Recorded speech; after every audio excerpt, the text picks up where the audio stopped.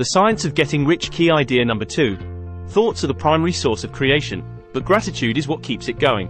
What do you think the first step to getting rich is? Is it buying stocks? Starting a company? Actually, the initial step begins with something much more fundamental: your thoughts. Thoughts are everywhere, and according to the author, by impressing your thoughts upon the original substance, you can cause the object of your thought to be created.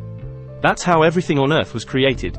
Everything you can perceive in nature, including the sky and the universe, is the product of a thought in the original substance. That's why, by imagining something using the power of thought, you can bring about its creation.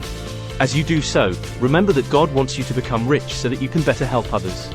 You're a creator, not a competitor, which means your goal is to get whatever you want in a way that helps and elevates everybody else as well. For instance, God wants musicians to have the best instruments so that they can create music that will also inspire others to strive for greatness.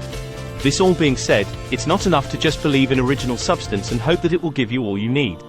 You also need to live by the law of gratitude.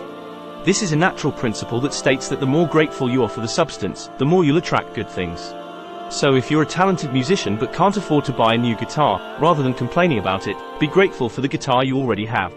Know that, in time, the original substance will provide you with greater opportunities and better tools. Key idea number 3 is queued up and ready. Click on it now to continue your summary of The Science of Getting Rich by Wallace Wattles.